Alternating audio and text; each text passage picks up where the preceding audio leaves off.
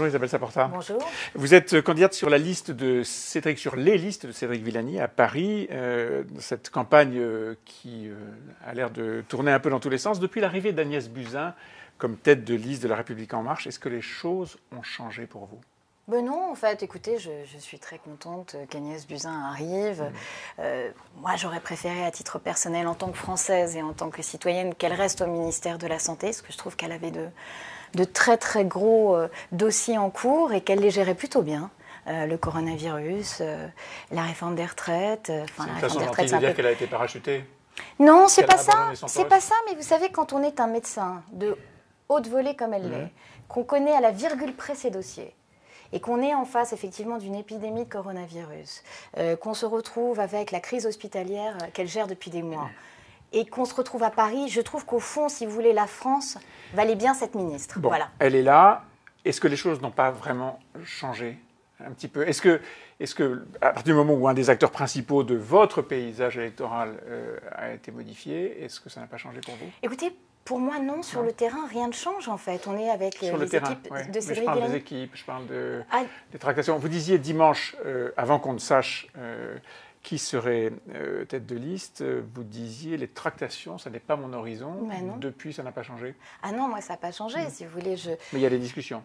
Il y a certainement des discussions. Et discussion n'est pas tractation? Je m'en occupe pas du tout. Discussion n'est pas tractation? Non, j'en sais rien, mais l'idée, c'est de construire autour de Cédric Villani une force écologique, progressiste. Moi, je vois que c'est le seul personnage, la seule personne capable, parce qu'il est issu de la société civile, de rallier à la fois les écologistes avec lesquels nous travaillons sur des questions programmatiques et jusqu'à la droite progressiste. Je pense qu'il n'y a personne d'autre que Cédric Villani qui soit capable d'ouvrir ce champ, donc j'en suis ravie. Donc au fond, il continue son chemin, Cédric Villani, je l'accompagne. Je peux vous dire que sur le terrain, quand vous faites du porte-à-porte, les gens vous parlent de sécurité, les gens vous parlent de propreté, mais pas du tout... Et pas d'écologie? Mais l'écologie aussi, bien sûr, vous avez tout à fait raison. Mais vous savez comment ils en parlent, l'écologie? Vous êtes moqueur.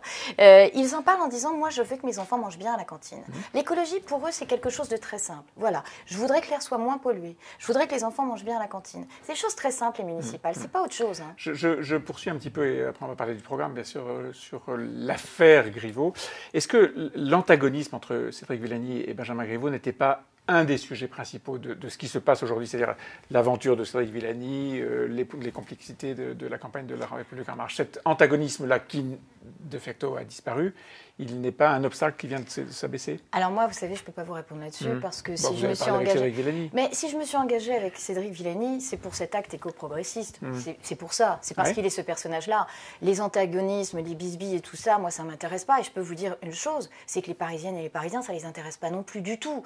Alors ça, je sais que ça excite beaucoup les éditorialistes politiques. Ce qui intéresse beaucoup les Parisiens, en tout cas une grande majorité d'eux, Isabelle Saporta, c'est que Anne Hidalgo ne soit plus maire de Paris. Eh bien voilà. Eh ben merci. Merci, monsieur Bétou. Comment merci, enfin, une vraie question. Voilà, il y a deux hypothèses. Il y a deux hypothèses. À la fin du premier tour, celui qui est être en tête ou ne pas être en tête. Si vous êtes en tête, vous fusionnez avec d'autres listes et vous, votre rêve, c'est... Non, moi, mon rêve, je ne m'en cache pas beaucoup, c'est la coalition climat. Et la coalition climat, pour moi, elle va avec les écolos et elle va avec le centre et une partie de la droite progressiste. Ça, c'est votre hypothèse depuis le départ. Mais oui, je n'ai pas changé, pardonnez-moi. Ce côté-là, une certaine Ça, c'est l'hypothèse, entre guillemets, gagnante. Bien sûr. Il y a l'autre hypothèse où vous n'êtes pas en tête. Ça peut arriver. Mais c'est pas forcément... Et qu'est-ce qui se passe? Mais je vais vous dire un truc, qu'on soit en tête ou qu'on ne soit pas en tête, le seul arc gagnant, c'est celui-là. La seule possibilité d'alternance, c'est celle-là. Mais qu'est-ce qui se passe? Mais écoutez, nous verrons bien ce qui se passe. Moi, je vais faire en sorte... Oui, moi, je vais faire en sorte que Cédric Villani fasse le plus beau score possible. Et je vais faire en sorte que nous nous rapprochions déjà le plus fortement possible avec les écolos sur des questions de programme. Pas avec La République En Marche. Mais La République En Marche, vous savez, nous verrons bien ce qu'il en restera après la semaine ou les semaines de campagne de Madame Buzyn. Nous verrons bien. Écoutez, nous verrons bien. Moi, il est évident que mon horizon, c'est pas La République En Marche. Ça ne vous a pas échappé. Je veux dire, voilà, on va pas se mentir. Si je suis avec Cédric Villani et pas avec La République En Marche, il y a bien une raison. Ça veut dire que s'il y avait une fusion des listes, vous ne seriez pas dans le coup? Ah bon, on n'y est pas encore, oui, mais je pense que ce serait compliqué pour moi, oui, ça c'est évident. Oh, oui, je pense que ce serait compliqué pour moi. Donc vous ne seriez pas au deuxième tour si Cédric Villani fusionne avec La République En Marche d'une manière ou d'une autre? Oh, écoutez, ça dépend. Si La République En Marche accepte de se ranger derrière Cédric Villani, on verra. Dans ce Mais sens-là, si ce n'était pas le cas, ce serait compliqué, oui, je pense. Jusqu'à présent, la campagne de Cédric Villani n'a pas été comment dire, un modèle de réussite, on peut dire les choses comme ça. Bon, pourquoi ? Pourquoi vous dites ça ? Alors, je sais bien que les sondages ne veulent jamais rien dire, mais il y a une tendance. D'accord, je connais ça depuis très longtemps. Les hommes politiques ou les femmes politiques disent que ça ne veut rien dire quand ça baisse et que. Et les européennes mettaient Yannick Jadot à 6,5 la veille du sondage, la veille des élections, il était à 13,5. Ouais. Donc généralement, ça se plante quand même pas si mal. Mais là, on n'est pas chez les écolos, on est chez Cédric Villani, et pour l'instant, ça n'est pas. En tout cas, c'est pas triomphant. Attendez, laissez-moi poser votre question. Les candidats dissidents toujours sont mal notés. Est-ce que je peux vous poser ma question ? Oui, vous avez le droit.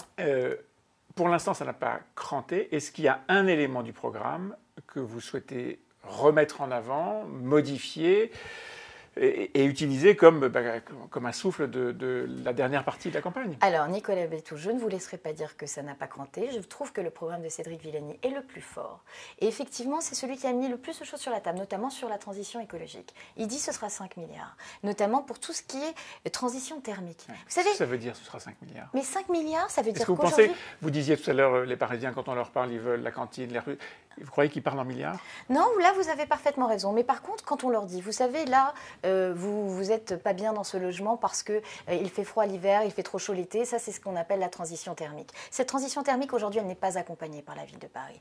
Cédric Villani veut mettre des ambassadeurs du logement qui vont dire aux propriétaires, voilà, écoutez, vous pouvez prétendre à telle et telle aide. C'est comme ça que vous pouvez les obtenir. Vous savez que les gens sont complètement perdus dans cette espèce de truc réglementaire hallucinant que fait la France, qui change d'ailleurs toutes les 10 minutes. Pour les locataires, c'est pareil. On s'est engagé aussi à faire en sorte de recréer des quartiers apaisés. Alors les quartiers apaisés, ce n'est pas juste les espaces verts, ça bien sûr j'y suis très attachée. Et Paris est aujourd'hui la 3e capitale la plus chaude d'Europe, vous vous rendez compte? Je veux dire, voilà, il y a quand même beaucoup de choses à faire, mais c'est aussi remettre des commerces de proximité.